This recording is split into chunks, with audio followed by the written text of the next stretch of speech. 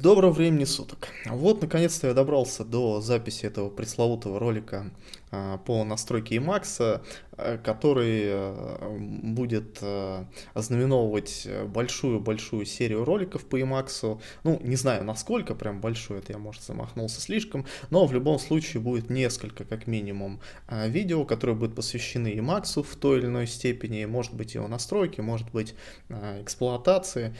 Посмотрим. В любом случае, этот ролик станет первым в этой серии, и в нем я покажу базовую настройку из просто минимального количества плагинов, которую можно произвести для работы с C++. Вот, и, собственно, первое, что вам нужно сделать, это установить Emacs. Это можно произвести с помощью любого популярного пакетного менеджера на любом популярном дистрибутиве. Например, если вы находитесь на Arch подобном дистрибутиве, это будет пакетный менеджер Pacman. Соответственно, если это Fedora, то DNF. Если Debian подобное, то apt. Ну, понятно, я думаю, что все, кто пользуется Linux, умеют пользоваться пакетным менеджером, никаких проблем нет. То есть какой-то sudo apt install Emacs установит вам Emacs. Вот это первое, что вам нужно сделать. У меня Emacs уже установлен, я специально для записи этого ролика почистил все в своем конфиге, просто в ноль удалил, чтобы как бы сделать видимость полностью чистой установки. Вот. И, собственно, что вообще вокруг Emacs, так сказать, есть ореол сложности, ореол такой гиковости, да, что называется. И, в принципе, отчасти это правда. То есть редактор непростой. Я в свое время на него потратил очень много времени, когда только вкатывался. И, конечно, материала по нему очень мало. То есть даже если говорить про тот же Vim, то по Vim материала намного больше в интернете, чем по Emacs. То есть когда начинаешь ковырять Emacs, то понимаешь, что в принципе и ковырять-то нечего и особо негде. Те материалы, которые есть в основном на английском, да и тех тоже немного. Так что я думаю, что то, что я записываю, эти видео, они будут достаточно полезны для многих людей, которые хотят познакомиться с этим прекрасным редактором. Хотя вот опять-таки Emacs, но это тема для отдельного, возможно, разговора. Emacs это даже не совсем редактор кода, он может выполнять функции редактора кода, но корректнее говорить о Emacs как о интерпретаторе Lisp, а точнее Lisp, Emacs Lisp. Вот, но ладно, это все лирика. Давайте приступим к настройке. И первое, что вам нужно сделать после установки, вам нужно заиметь у себя в домашней директории папку с названием emacs.emacs.d. В принципе, вы можете даже руками не создавать его, вы можете просто открыть Emacs. То есть просто вот открыть и закрыть его. Кстати, закрывается Emacs на комбинацию клавиш Ctrl-X-C. Зажимаете, держите Ctrl, нажимаете X-C, Emacs закрывается. После этого редактор автоматически создаст в вашей домашней директории папку с названием .emacs.d. Вот такой. Я могу даже вам продемонстрировать, что он именно такое поведение имеет. Удалить эту папку. Вот, пожалуйста, все, и нету. И открыть еще раз Emacs. И сразу же его закрыть. Напоминаю, комбинация Ctrl-X-C. Вот, открываем, смотрим. Вот, пожалуйста, директория появилась. А что нужно сделать далее? Далее вам нужно создать файл конфигурации. Обычно это делается как раз в этой самой директории. Можно, например, с помощью команды touch в терминале с названием init.el. Вот, смотрим, создали файлик. Кстати, в дальнейшем я планирую записать еще небольшие ролики по базовым навыкам эксплуатации эмуляторов терминала, но ладно, это уже нюансы. Тут все просто, то есть две команды. Touch создает файл, ls я использовал, чтобы просто посмотреть содержимое данной директории, в которой, собственно, и появился тот файл, который я только что создал. А что делаем далее? Терминал можно закрыть, на Ctrl-D это обычно делается. На всякий случай говорю об этом. И далее открыть Emacs. открыть Emacs и воспользоваться новой комбинацией клавиш, еще одной, Ctrl-XF. Также держите Ctrl, нажимаете XF.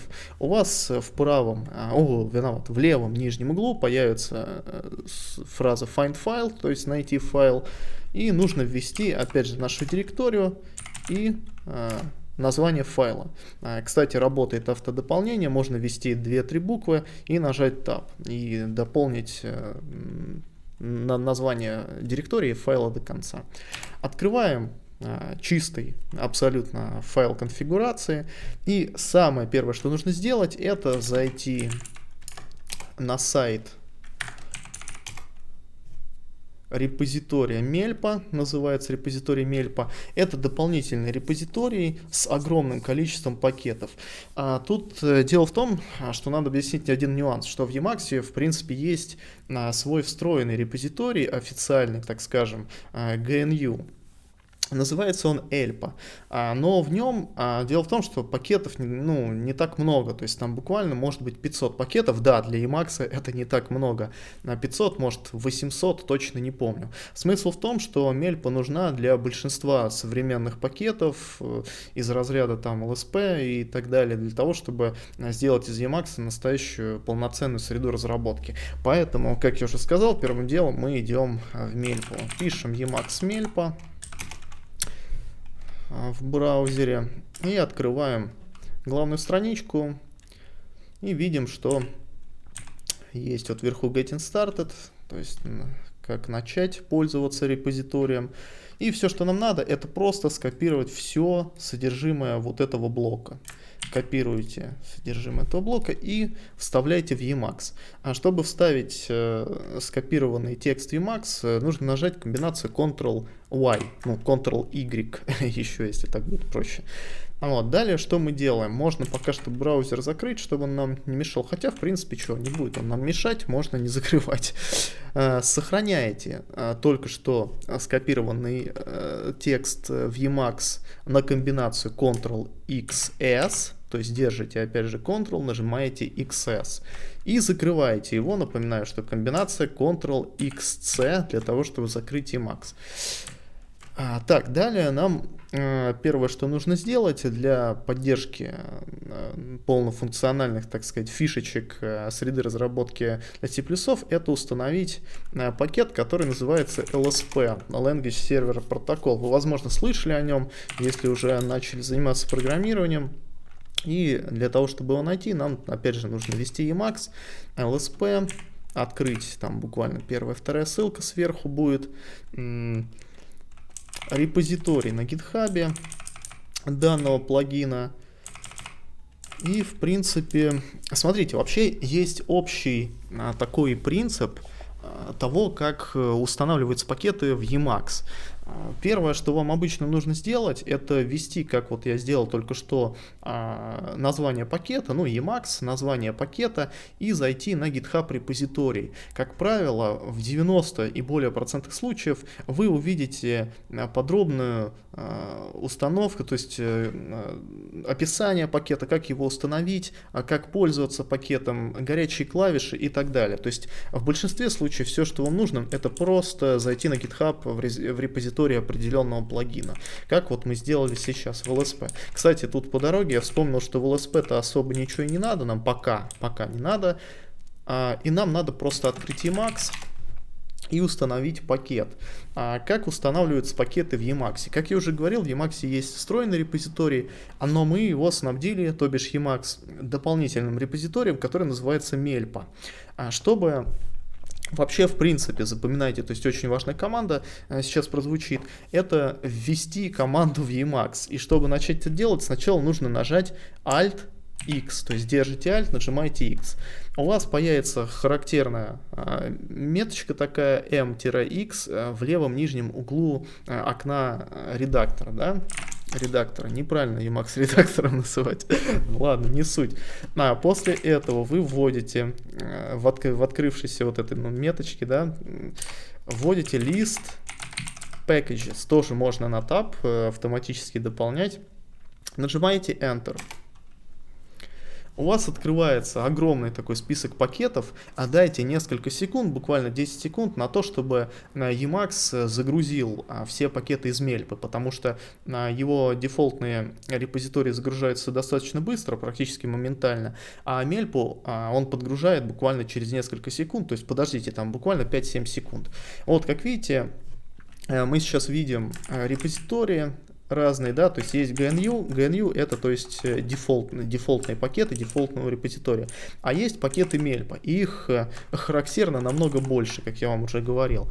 Но, смотрите, мы оказались в самом конце списка плагинов, да, пакетов, и нам нужно перейти в самое начало, чтобы произвести поиск. Для того, чтобы перейти в начало в любом файле, открытом в Emacs, нужно нажать комбинацию клавиш Alt, Shift, держите, то есть Alt-Shift, и нажимаете стрелочку влево, на которой еще расположена буква B, то есть если по русской раскладке судить, да, а по-английски там такая стрелочка влево. Эта кнопка еще расположена справа от M английской. Вот, нажимаем, оказываемся в самом начале файла, и теперь мы можем произвести поиск нашего пакета, да, то есть напоминаю, что мы ищем пакет LSP Language Server Protocol, который будет использоваться для автокомплишена, подсветки ошибок, варнингов, переходом к определениям, объявлениям функций, ренеймом по проекту и всем тем фишечкам, которые вы обычно ожидаете увидеть от полноценной среды разработки. Вот, мы все это получим в Emacs после установки этого пакета. Ну и что-то еще надо будет добрать, конечно. Так, для поиска нажимаем Ctrl-S комбинацию. У нас появляется характерное слово search, да, iSearch. И можем теперь писать имя пакета, который хотим найти. Пишем LSP. И затем видите, что мы сразу на название пакета не перешли, он этот поиск и инкрементный ищет полностью по файлу все совпадения со словом, которое мы вводим, и поэтому нам нужно нажать еще несколько раз Ctrl-S, то есть ту же самую комбинацию, которую мы вводили для того, чтобы начать поиск. Нажимаете аккуратненько Ctrl-S, еще раз Ctrl-S, еще раз, еще раз, еще раз, еще раз, еще раз, еще раз, еще раз. Вот, и здесь мы уже видим, что мы перешли к основным пакетам, которые относятся к LSP, и дальше можно просто найти самый основной пакет LSP-mod. Именно он нам и нужен. Вот, нажимаете на LSP-mod. Кстати, да, возможно, можно было просто ввести... это, наверное, я это вырежу, а может не вырежу, не знаю, посмотрим. Короче, можно было ввести Ctrl-S, я забыл. Опять, который раз я забываю, что LSP называется LSP-mod. Ввести название главного пакета LSP-mod и нажать, я думаю, что разочек или два. Нет, почему-то все равно это достаточно много итераций вызывает. Короче, можете сделать первым способом, либо таким способом. Смысл в том, что вам нужен пакет, который называется именно LSP-mod. Наводите каретку на этот пакет, либо можете нажать мышкой. Emacs, GUI-шная его версия позволяет работать с ним мышкой, как с любым там современным редактором, к которому вы, возможно, привыкли. Вот, наводите каретку на LSP-mod, нажимаете Enter. У вас открывается новое окошко, и вам нужно перейти в это окошко. Для того, чтобы это сделать, опять же, вы можете навестись мышкой и нажать просто на кнопку Install левой кнопкой, никто вам это не запретит. Но если вы хотите пользоваться только клавиатурой, наверное, большинство людей, которые переходят на Emacs, хотят в какой-то степени как раз-таки отказаться от мышки, что Emacs в полной мере позволяет сделать, вам нужно нажать комбинацию Ctrl и X, отпустить все кнопки, а потом нажать О, и вы переместитесь в другое окно. То же самое, то есть можно, видите, то есть обратно вернуться еще раз. То есть Ctrl-X отпускаете, нажимаете О.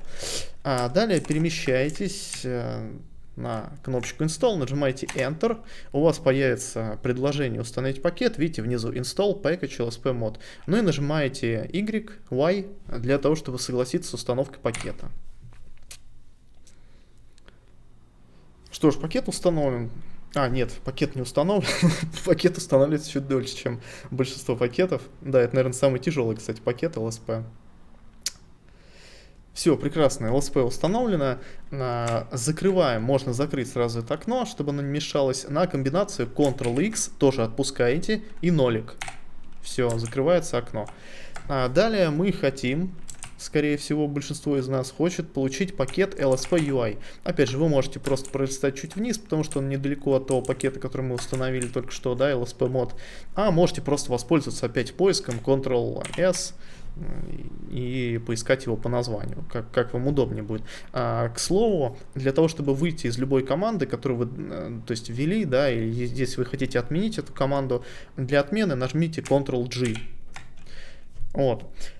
Что ж, ставим каретку на LSP UI. Это тоже очень полезный пакет, который позволит видеть вам всплывающие окошки, так скажем, IDE-like, которые будут отображать типы, краткую информацию о типе. Ну, например, если вы написали какую-то структуру, класс, и вы наведетесь на идентификатор этой структуры или класса, то вы получите краткую информацию по ним. Вот, полезная штука, я думаю, многим зайдет. Так, нажимаем Enter. Открывается опять окошечко, нажимаете Ctrl-X, отпускаете О. Переводим опять каретку на Install, Enter, соглашаемся, нажимаем Y, устанавливаем LSP UI. Да, этот пакет уже довольно быстро устанавливается. Так, здесь мы получили несколько варнингов, но это ничего страшного. Он нам говорит о том, что у нас, видимо, количество символов превышает 80 и что-то такое. Так, закрываем, во-первых, окно с установкой, Ctrl-X, отпускаете 0. Так, и здесь для того, чтобы вернуться в буфер предыдущий, то есть с пакетами, да, репозиториев, мы нажимаем комбинацию Ctrl-X, отпускаете и нажимаете просто стрелочку влево. Просто, ну, стрелочка обычная, которая справа от Ctrl правого находится. Так, LSP UI есть. И, в принципе, этого уже почти достаточно для того, чтобы получить большое количество функций. Но мы хотим все-таки приблизить наш редактор к максимально комфортной. Да? Но не максимально, пока что я показываю только базовую установку. На самом деле в Emacs огромное количество пакетов, и с помощью которых вы можете сделать просто из Emacs полноценную рабочую среду разработки. Вот. Но сейчас мы делаем минимальную конфигурацию, но все-таки хочется добиться какого-то уровня комфорта, который будет сопоставим там, с современными редакторами и так далее. Да? Поэтому нам еще понадобится такой замечательный пакет, как Consult. Зайдем на его репозиторий просто для того, чтобы проверить, есть ли какие-то рекомендации по его установке. Потому что часто в пакетах указывается, что нужно ввести какие-то команды, забиндить какие-то клавиши. Заходим в репозиторий, смотрим, что нам тут рассказывает. Я помню, что тут было огромное количество биндов. Так, а по установке у нас есть какие-то рекомендации? Вот я смотрю, что по установке особо нет рекомендаций. Уже как бы проще намного. Но я точно помню, что где-то внизу было просто огромное количество биндов, горячих клавиш. Давайте долистаем. Вот этот список биндов. В принципе, вы можете не все бинды как бы копировать, да, вы можете скопировать только то, что вам надо, но, скорее всего, на данном этапе вы пока не уверены, что именно вам нужно, поэтому я советую сделать очень просто. Во-первых, давайте установим пакет сразу, вот, а потом зайдем в файл настроек, уже введем то есть все эти штуки. Он еще использует usePackage, да? Прекрасно. Тогда мы установим usePackage, но смотрите, нюанс в том, что usePackage сам по себе это пакет, который очень сильно упрощает конфигурацию Emacs. Я сам его освоил буквально недавно, но рекомендовать вам его для вот детальных настроек пока что не буду, потому что это требует отдельных усилий. Данный ролик он посвящен все-таки, ну и целью перед собой ставит именно настройку Emacs в максимально кратчайшие сроки, без каких-либо как бы лишних напрягов. Поэтому все, что мы сделаем, мы все-таки установим usePackage как пакет, который потребуется для настройки консалта, и в принципе в дальнейшем, если вы перейдете вообще в целом на конфигурацию через usePackage, это сильно упростит вам жизнь. Но отдельно я этот пакет разберу в каком-то другом ролике. Вот пока что мы просто его установим. Просто найдем по названию, также нажимаете Ctrl-S, пишите usePackage, Так, ошибся где-то, да? Виноват, да. И нажимаете, опять же, Ctrl-S несколько раз до тех пор, пока вы не наткнетесь именно на название пакета. Вот, именно слева, да, название репозитория. Нажимаете, каретку ставите на название, нажимаете Enter опять, Ctrl-X отпускаете O, Ctrl-X-O, то есть отпускаете после Ctrl-X. Ctrl-X нажимаете, отпускаете, потом O. Наводитесь, Enter на Install и Y. Устанавливаете Use Package, закрываете окно, Ctrl-X, отпускаете 0. И давайте наконец установим Consult. Ищем Consult. Опять, так, а что такое?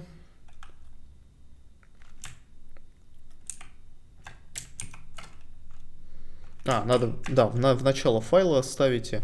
Напоминаю, что чтобы начало файла поставить, нужно нажать комбинацию Alt, Shift и левая стрелочка, на которой еще русская B находится.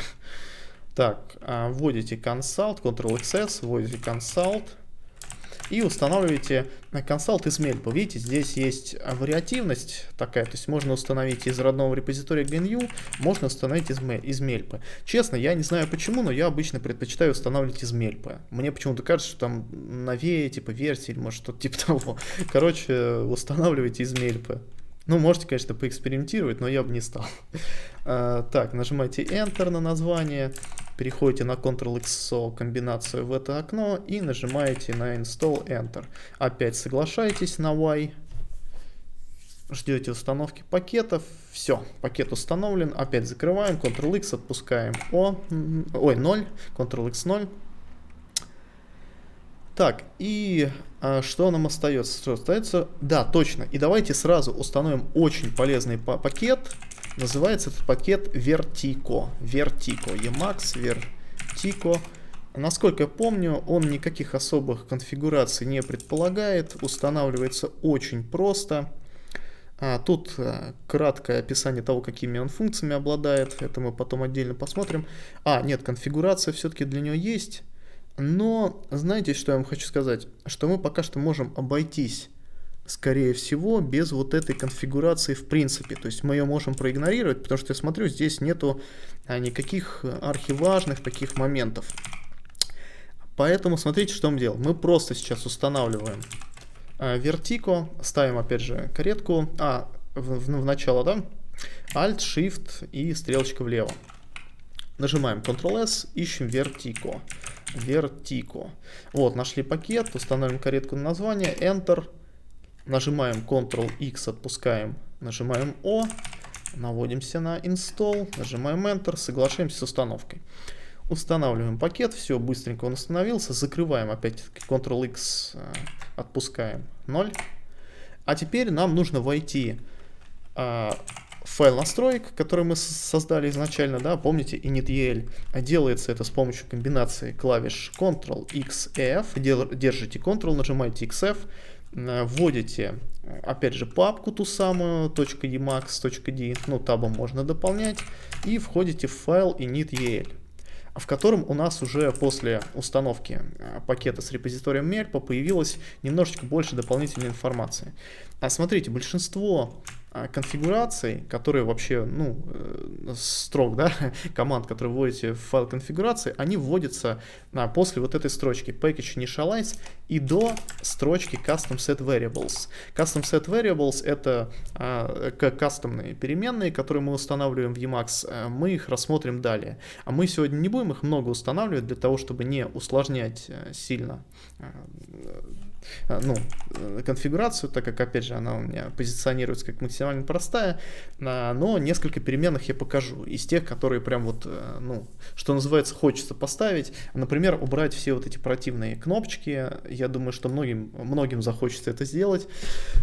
Вот, но начнем с того, что мы просто скопируем весь вот этот текст, который относится к пакету Consult, и вставим его вот сюда в Emacs. Просто наводитесь сюда, копируете, все, видите, скопировано, ставите каретку сюда и опять же с помощью комбинации Ctrl-Y, Ctrl-Y вводите весь этот текст. Нажимаете для сохранения Ctrl-XS. Держите Ctrl, нажимаете XS. Все, у вас сохранилась вся настройка, относящаяся к консалту. В большинстве случаев вам потребуется только вот эти комбинации, буквально несколько из них. Я какие-то сейчас покажу после того, как настройка будет завершена. А сейчас давайте... во-первых, проверим. Давайте сразу, наверное, установим базовые переменные, которые прям вот напрашиваются, что называется. Я оставил себе небольшую шпаргалочку для того, чтобы ничего не забыть. Вот. И начнем мы с того, что уберем всякие неприятные, как мне кажется, штуки из разряда вот этого скролл-бара, кнопочек и вот этих менюшечек. Я их обычно убираю, я думаю, что многие тоже не очень рады видеть их, поэтому давайте начнем с них. Да, и установим сразу, естественно, чтобы нам Emacs показывал количество строк, да, номера строк. Делается это с помощью вот такой переменной Global Display Line Number Mod. А как вообще устанавливается любая кастомная переменная в Emacs? Все, что вам нужно, это ввести команду Alt-X, и далее ввести, точнее, Alt-X это команда для введения команды, напоминаю. То есть вводите Alt-X и дальше вводите команду Customize Variable и нажимаете Enter. Далее вам нужно ввести ту переменную, которую вы хотите кастомизировать, которую хотите настраивать. Да? В данном случае мы выбрали начать с настройки Global Display Line Number Mod. То есть так и вводите. Можно опять же дополнять Global, Dis, написать Display, дальше Li, Line Number Mod. Видите, он уже понял, что мы хотим. Ввели эту переменную, нажимаете Enter. Нажимаете Enter, у вас открывается вот такое окошечко, в котором вы можете настроить параметры этой переменной. В данном случае мы видим, что эта переменная отключена. Видите, написано off в скобочках nil, то есть значение этой переменной 0. И чтобы ее включить, просто нажимаете вот на эту кнопку Enter. Бах, все, on, то есть переменная включена. Сохраняете изменения на Ctrl-XS. И как видите, у нас появились номера строк. Все, теперь в каждом файле глобально у вас всегда будут номера строк. Давайте вернемся в предыдущий буфер. Для этого, напоминаю, нажимаете комбинацию Ctrl-X, отпускаете и стрелочку влево. И мы вернулись снова в наш файл настроек. Так, теперь пробежимся еще по нескольким переменным. Во-первых, это... Давайте установим Recent File Mode. Сейчас объясню, что это такое. Это режим, который позволяет Emacs сохранять последние используемые файлы. Это очень удобно, чтобы не ковыряться, не искать большое, то есть не перебирать большое количество директорий, файлов. Вы просто нажимаете комбинацию и открываете последние сохраненные файлы. Последние файлы, с которыми вы работали.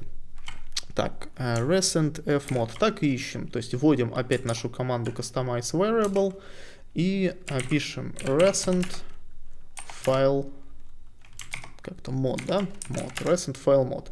Вводите, нажимаете Enter и просто выставляете, опять же, вместо off выставляете on, сохраняете на комбинацию Ctrl-XS, переходим обратно в наш буфер на Ctrl-X, стрелочка влево. Опять же Ctrl-X, потом отпускаете, нажимаете стрелочку влево.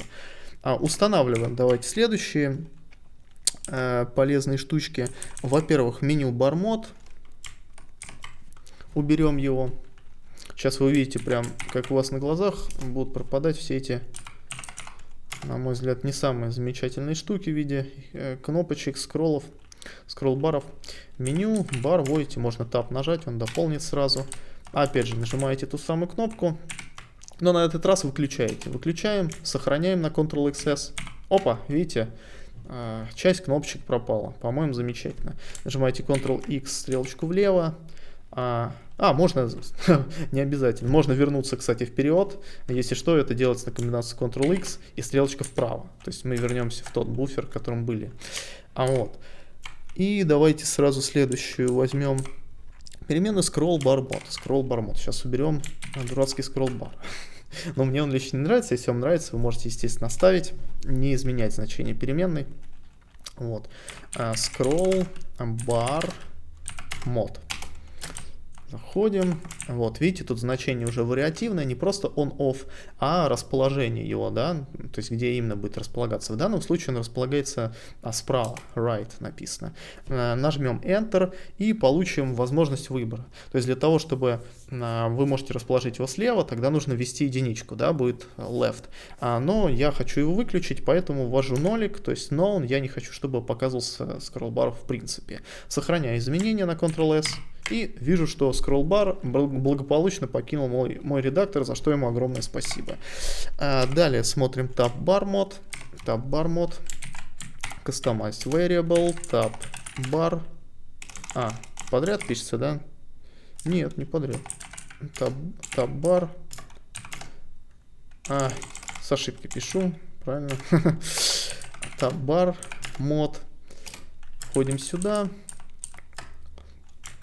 Так, включаем его, соответственно, и у нас появится возможность использовать Tab-Bar. По нему я дальше чуть подробнее скажу. Пока что сохраняем, нажимаем Ctrl-XS и ищем следующую переменную. Следующей переменной будет Toolbar Mod.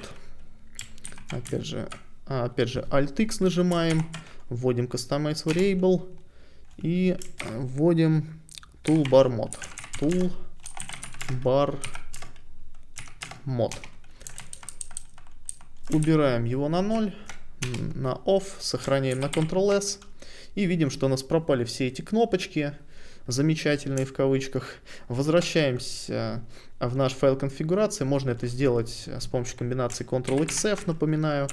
Вводим initl. Вернулись в конфигурацию. И смотрите, во-первых, по Tab-Bar моду сразу скажу пару слов.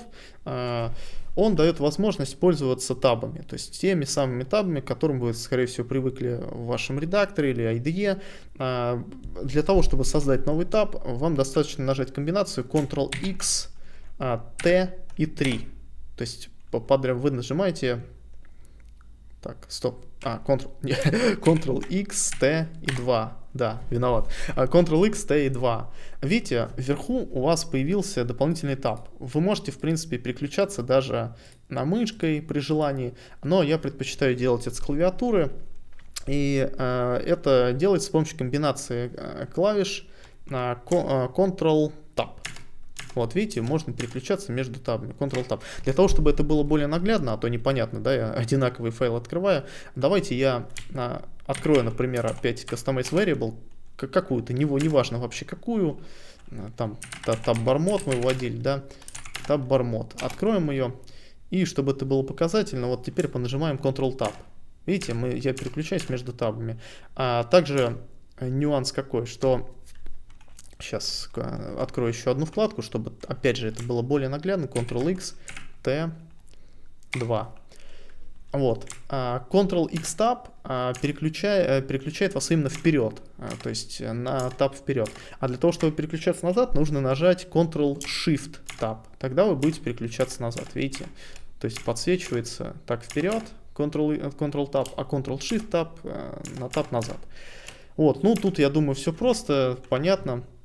Вот для того, чтобы закрыть таб, вам нужно нажать комбинацию Ctrl-X, T, 0. Опять давайте закроем Tab Bar Mod, мы не хотим его уже менять. Ctrl-X, T, 0. Отдельно, то есть Ctrl-X отпускаете и отдельно T, 0 нажимаете. Так, в принципе, большинство уже базовых настроек есть. Ну и, наверное, многим хочется поставить какую-то нетривиальную тему, потому что я лично светлые темы не люблю, дело вкус, конечно, но давайте я как минимум просто покажу, как можно настроить тему и даже установить кастомную, потому что, ну, я думаю, что многим захочет это сделать. Во-первых, вводите команду, опять же, напоминаю, Alt-X, вводите команду Customize Theme. Нет, стоп, не такую команду.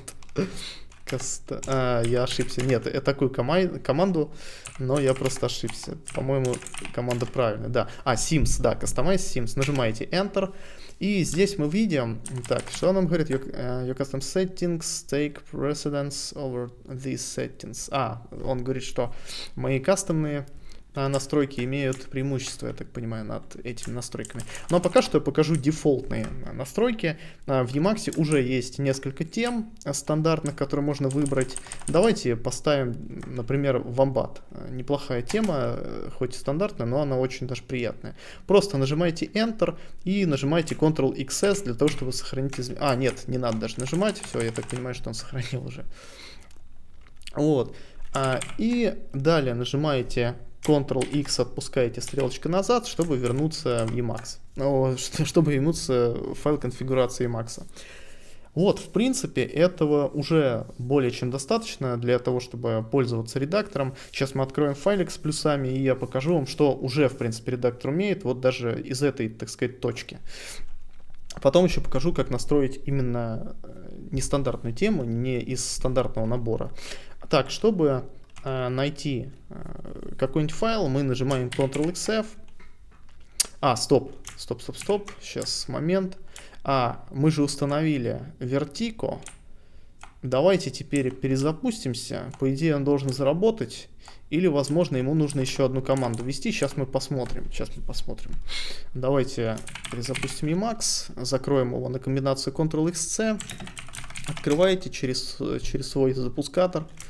Так, Ctrl-X, Vertigo не работает, значит, нам нужно, скорее всего, require ему поставить. Сейчас я объясню, что такое require. Так, require. Они все-таки тоже советуют использовать usepackage, да? Хорошо, раз мы уже установили usepackage, опять-таки usepackage это пакет, который сильно упрощает настройку Emacs, но мы сегодня подробно разбирать его не будем, потому что это будет тема отдельного видео. Но раз мы его уже установили и как бы им пользуемся, давайте сделаем так. Мы не будем копировать все эти сложные настройки для Vertigo. Мы сделаем так, просто поставим вот эту часть конфигурации. Сейчас, секунду.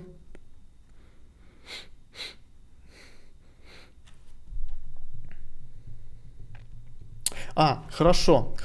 Давайте сделаем уж тогда, раз мы так заморачиваемся, давайте скопируем полностью настройки Vertigo, вставим их также ниже тех настроек, которые относились к консалту, просто вот сюда, прямо перед прямо перед Customize Variables. Вставляете на Ctrl-Y, сохраняете на Ctrl-S. И давайте установим еще вот этот пакет. Хорошо, что я на него наткнулся, хорошо, что в Vertigo есть описание, потому что это очень полезный пакет. Я потом объясню, почему он полезный. А пока что давайте его просто тоже сюда отступим немножко места и на Ctrl-Y скопируем этот блок тоже. То есть напоминаю, что копировать вот можно весь блок сразу нажатием левой кнопкой мыши сюда. Так, далее что мы делаем?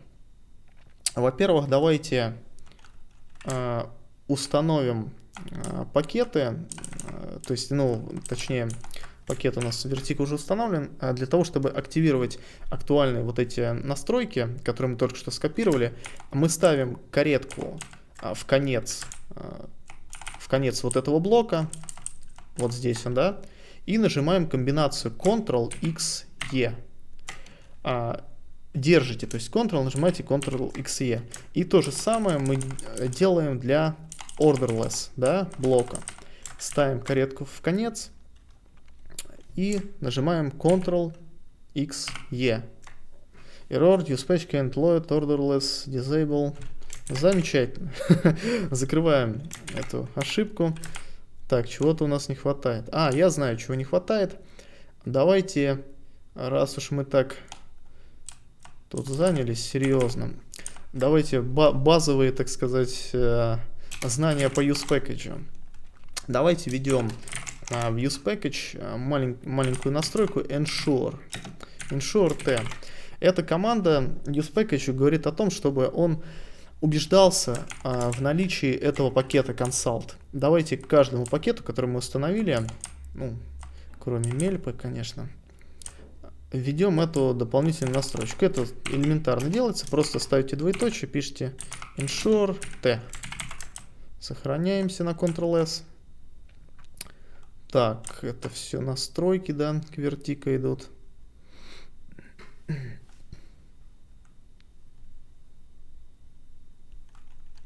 Так, это... ну давайте для этих пакетов, которые используются для настройки вертика, тоже сделаем ensure. И просто везде пишите вот так, после usePackage, видите, то есть строка usePackage, название пакета, а дальше ensure t, то есть true.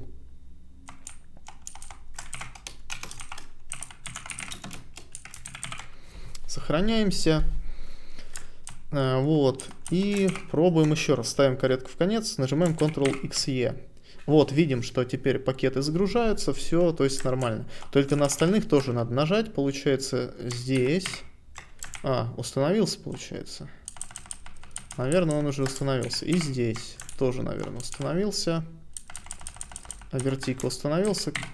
Да, походу он установился. В любом случае, если вы перезагрузите просто Emacs, вам это будет достаточно, чтобы все эти пакеты установились. Что ж, давайте на всякий случай перезагрузимся, нажмем Ctrl-XS, потом Ctrl-XC и загрузим еще раз Emacs. Нажмем комбинацию Ctrl-XF и увидим, что да, теперь работает вертика. Видите, при вводе папок, директории вы видите теперь автокомплишн, возможные комбинации. Ну и сейчас мы хотим проверить, как у нас работает наша конфигурация простенькой с C++. Я войду в свою директорию, где с кодом работаю. Так, CyberDemon, C++ и выберу, не знаю, любой вон тест какой-то у меня там есть. Сейчас посмотрим, что там в тесте. Выберу source cpp, нажму Enter. Вот. Обычный LSP может еще предложить вам... давайте я вам покажу, чтобы прям вот наглядно максимально было. Давайте не тест, я сейчас выберу другую директорию. Сейчас объясню почему. Чтобы вы понимали, что иногда LSP предлагает... Так, а что, здесь он тоже уже... подожди, LSP. Хорошо. Сейчас давайте, мы, наверное, забыли все-таки require LSP ввести. Давайте зайдем опять в настройки. Ctrl-XF, .d, init.el, и все-таки введем, раз уж мы пользуемся usePackage, давайте показываю сразу же тогда usePackage, как мы не хотели от него, да, избавиться, но будем пользоваться. Не, usePackage это прекрасная вещь. Также введем ensure t, введем hook. Сейчас объясню, что такое hook. Hook — это специальная команда, которая устанавливает зависимость между определенной командой и другой командой. То есть с помощью одной команды вы можете вызвать другую. А в данном случае мы введем lsp mod и поставим зависимость lsp. Я думаю, что этого будет достаточно, я надеюсь. Так, попробуем теперь. Поставим каретку в конец, нажмем Ctrl-XE, чтобы прочитать. Вот, видите, он читает, это хорошо. Так, а вот то, что выдал ошибку, это не очень хорошо. Так, сейчас посмотрим. Нет, давайте сделаем зависимость другую. Давайте сделаем зависимость C++ mod и LSP mod. Вот такую зависимость сохраним на Ctrl-XS. Поставим каретку в конец и еще раз нажмем Ctrl-XE. Так, смотрим. Failed to install LSP package LSP is unavailable. Почему unavailable? Так, а что у меня про LSP было написано? Посмотрим шпаргалку тогда. Так, где-то у меня LSP, вот у меня LSP. Я как обычно перепутал команду и название мода. Опять, в очередной раз. Хорошо. Делаем такое. Наоборот, здесь у нас название мода. название пакета, а здесь команда. Вот так. Сохраняем, Ctrl-XS, ставим каретку в конец, нажимаем Ctrl-XE. Все, видим, что все корректно. А можно даже на всякий случай перезапустить Emacs. У меня какая-то параноидальная совершенно особенность перезапускать его, надо избавляться. Привет Ньюшину. Ньюшин все меня заругает, короче. Да, ребят, кстати, если что, я еще веду стримы. Я оставлю ссылочку в описании к этому видео. Если что, милости просим к нашему шалашу, как говорится. Залетайте на Twitch, буду рад. Ладно, вернемся к нашим баранам. Заходим в мой замечательный нет код C++. Заходим в какую-нибудь папочку, тест, выбираем source cpp, нажимаем Enter. И вот теперь то, про что я и хотел вам рассказать, что LSP обычно предложит вам, если вы заходите впервые в директорию, предложит вам добавить данные, там кэш, наверное, свой какой-то, точно не знаю, честно говоря. Но в случае вот этого предложения просто нажимаете I, просто I, небольшую, а маленькую, просто I. Все, LSP загружен. И теперь мы можем проверить результаты наших потугов. Попробуем ввести какую-нибудь каркозябру. Так, каркозябра не работает, да? А почему?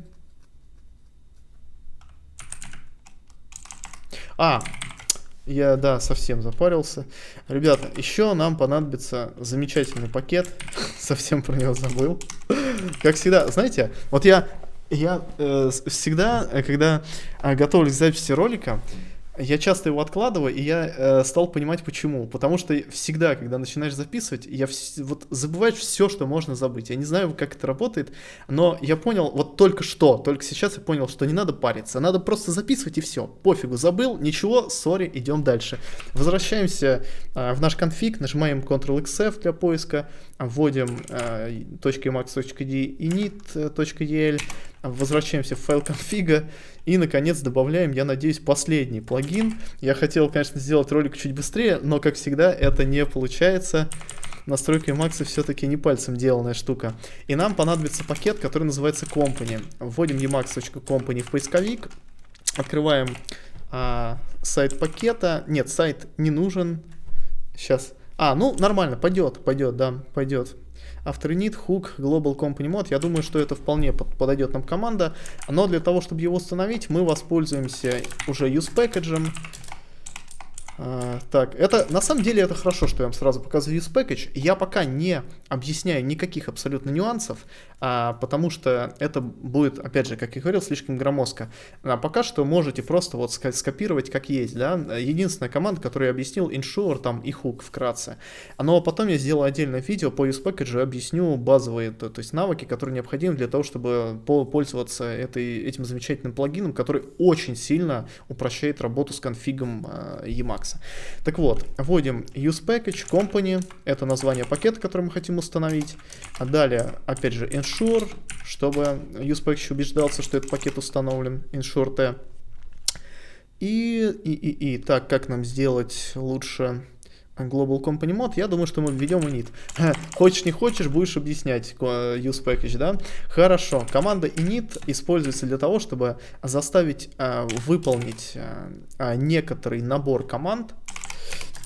В частности, у нас будет вот эта команда, мы ее просто скопируем отсюда, Ctrl-C, и сюда вставим с помощью комбинации Ctrl-Y, Ctrl-Y, да, напоминаю, закроем еще скобочку, видим по закрывающимся скобочкам, да, появилось здесь, что мы закрыли ее, видим, что все нормально, и нажимаем, каретку ставим в конец, нажимаем Ctrl-XE опять, видим, как у нас становится пакет Company, вот, еще раз, init, команда, ставит в зависимость все команды, которые идут после нее, что они выполнятся до загрузки вот этого пакета, который мы указали. То есть все вот эти команды, в данном случае у нас единственная команда, это hook для Global Company мода.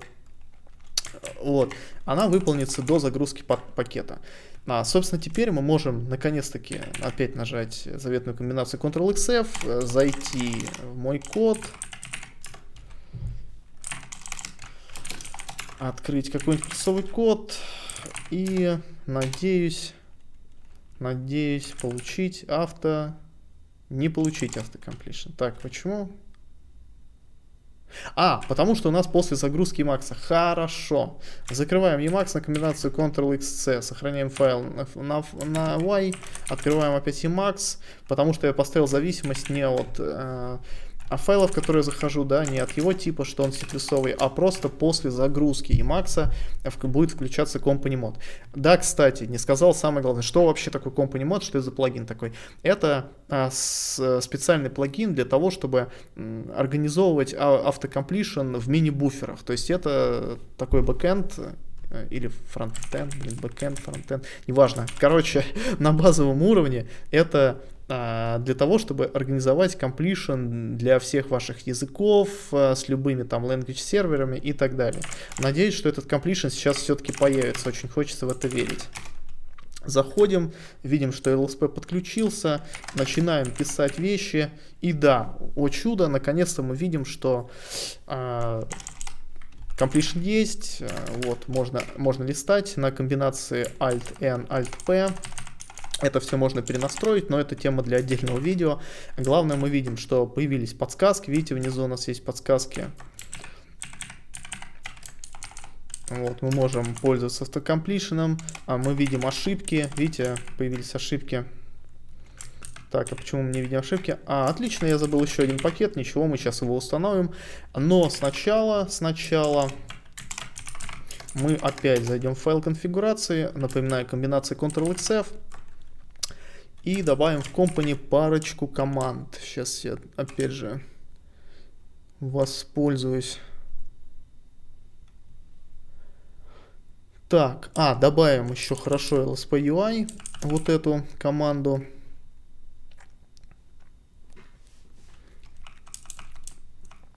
И давайте, раз уж я так делаю, открою с помощью Emacs свой актуальный конфиг. Это мой актуальный конфиг, в нем намного больше настроек, но, как я уже говорил, мы будем делать минимальную конфигурацию, которая становится немножечко больше, чем я рассчитывал, но что поделать. Это все-таки Emacs, а не что-то там. Так, давайте сделаем следующее.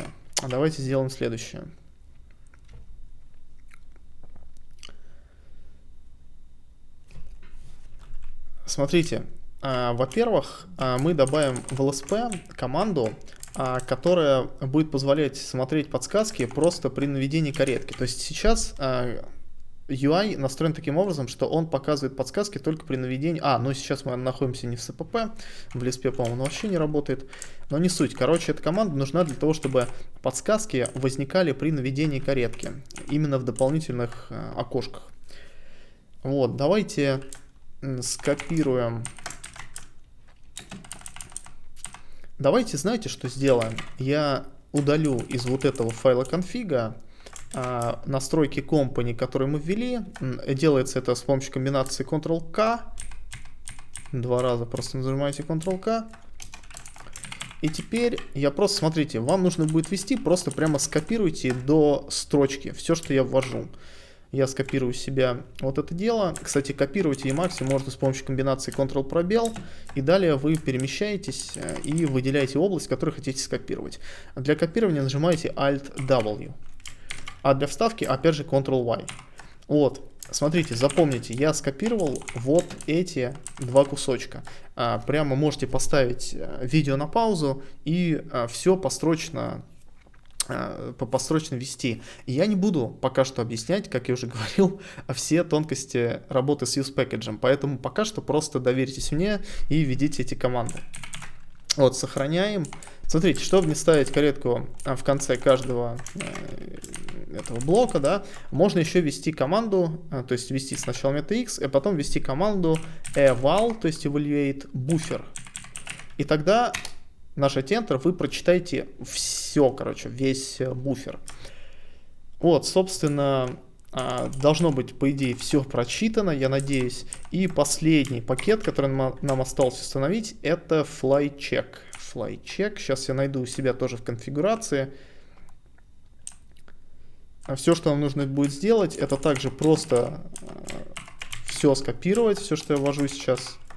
Оба. Вот, также можете поставить на паузу видео и скопировать все, как вот в этом блоке. Ну, тут можно, тут всего один пакет, поэтому можно в каретку поставить в конец блока и нажать комбинацию Ctrl-X-E. Как видим, у нас устанавливается пакет. Какой-то варнинг, мы его закрываем, Ctrl-X-O, Ctrl-X0.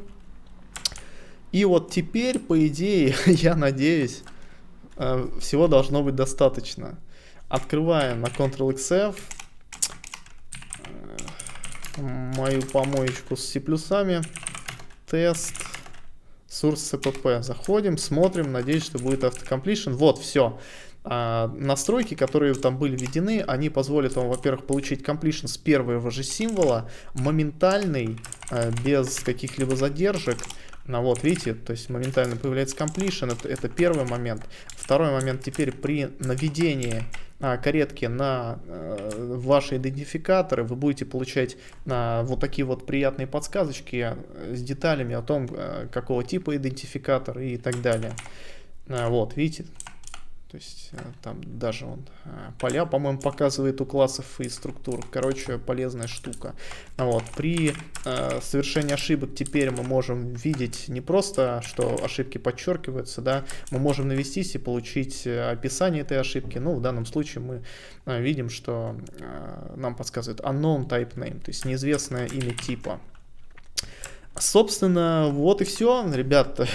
Короткая, не короткая конфигурация Emacs закончена. Но на самом деле я думаю, что эта конфигурация все-таки достаточно безобидна по сравнению с большинством тех настроек, которые часто демонстрируют в Emacs. Я думаю, я постарался быть максимально, так сказать, вербозным, максимально подробным. Говорил каждую конфигурацию, которую нажимал в Emacs, и настроил вам сейчас, ну, не вам, точнее, на своем примере настроил поддержку Emacs для разработки на C++. То есть у нас есть все основные фишечки, которые необходимы для разработки на плюсах. Автокомплишн, подчеркивание ошибок, варнингов, переходы к объявлениям, определениям. Кстати, к слову, это как делать переход к объявлению, определению функции, например. Да? Давайте вот посмотрим. Есть вот такая функция. Не знаю, я ее вызываю или нет, но чтобы перейти к ее... вот я ее, да, вызываю. Вот у меня, видите, подсветилось. Чтобы перейти к ее вызову, мы можем нажать простую комбинацию Alt и стрелочка вправо, где еще русское U. Нет. Так. Наоборот. Наоборот. Чтобы перейти от объявления к определению функции, мы наводимся на ее вызов, идентификатор, и нажимаем Alt, стрелочку вправо. Чтобы вернуться назад, мы нажимаем Alt и стрелочку влево. Тогда вернемся назад. Очень удобно. Так, что еще? Да, я не показал один момент. Давайте, я все-таки про него говорил, поэтому я считаю, что я обязан уже его показать. И обязан тогда сделать бинт. Два момента, я вспомнил еще. Три момента. Хорошо. Смотрите, помните, я в начале примерно ролика говорил, что мы добавим полезную такую кастомную переменную, установим ее в true. Это recent files. Recent files — это режим, который позволяет вам позволяет Emacs сохранять последние файлы, с которыми мы работали.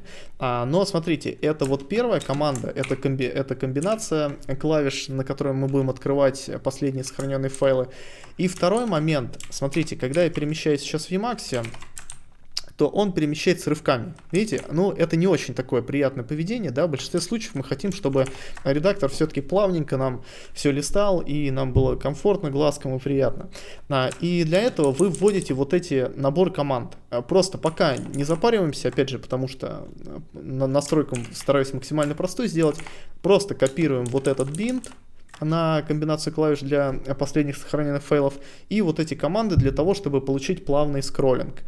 Опять же, вы можете просто поставить видео на паузу и скопировать буквально все, что я сейчас копирую у себя в моем основном файле конфигурации. Заходим в файл настроек init.el и можно ввести прямо выше после package initialize. Так, ввел какую-то ерунду, сейчас еще раз скопирую.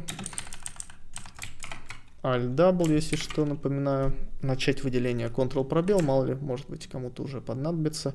Ctrl-Y скопировать. Сохраняйте на Ctrl-S. И далее вы можете опять же нажать команду eval buffer для того, чтобы эти изменения вступили в силу. Это первые два момента. Теперь мы можем увидеть, что скроллинг стал плавным, как нам и хочется, я думаю, большинству из нас. И теперь мы получаем возможность заходить в последние сохраненные файлы на комбинацию Ctrl-XG. Зажимаете Ctrl, нажимаете XG. Видите, теперь мы можем просто, нажав кнопочку, например, 2, войти в тот самый файл C++, который я вам показывал. Нажимаете 2, вот. Ctrl-XG, хотим вернуться в файл настроек, нажимаете, видите, единичку. То есть он вам показывает путь, нажимаем единичку, вернулись в файл настроек. И окей, я думаю, что еще один момент, который все-таки покажу, потому что я тоже про него говорил. Я думаю, что должен это сделать. Установка кастомных тем. Я думаю, многие захотят установить кастомную тему. А как это сделать? Вводите команду Alt-X и набираете list packages. Помните, это та самая команда, которая нас приводит в список репозиториев.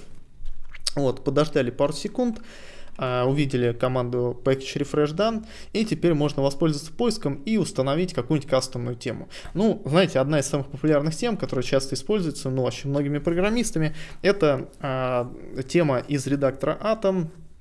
Ныне, кстати, не поддерживается, не суть, но тема замечательная. Я много, кстати, ее раньше использовал, сейчас я пользуюсь своей кастомной темой. Но не суть. Давайте установим Atom Vandark, нажимаем для поиска Ctrl-S и вводим atom-one. Вот, и он уже, видим, что он уже подсветил нам необходимое название пакета, нажимаем Enter. Устанавливайте не Atom Dark Sim, а именно Atom Vandark Sim. Она лучше, чем первый упомянутый вариант. Нажимаете Enter, Ctrl-X отпускаете O и на кнопку Install нажимаете Enter и Y. Соглашайтесь с установкой пакета. Все, пакет установлен. Теперь заходим опять в последние файлы на комбинацию Ctrl-XG. Выбираем init.el. И теперь у нас есть возможность... можно даже не здесь установить. Можно вообще не заходить в файл настроек. Было на самом деле. Можно просто... Сейчас скажу вам. Можно нажать Alt-X, ввести команду Customize Variable. Нет, не Customize Sims. Зайти в темы и просто нажать Enter сюда на Atom Vandark и согласиться нажать 2 раза Y. Загрузить эту тему. И теперь, смотрите, можно выйти из Emacs и продемонстрировать, запустив его еще раз, что тема сохранилась. Мы видим Atom Vandark. Можно даже открыть, опять же, плюсовый файл. Кстати, зачем я это делаю? Можно нажать Ctrl-XG, открыть последние файлы, нажать двоечку. И, как мы видим, мы получили замечательную красивую тему Atom Vandark. Считаю ее одной из лучших. Очень долго я пользовался раньше, пока свою кастомную не собрал, которая еще круче, на мой взгляд. Вот, но это тема для отдельного разговора.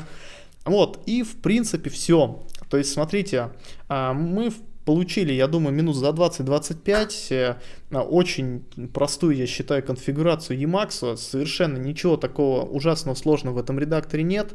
Ну да, поначалу сложно, но я думаю, с помощью моего видео вы получите уже первое такое частичное представление о том, как можно под себя настроить Emacs. Можете поковырять, опять же, файл настроек.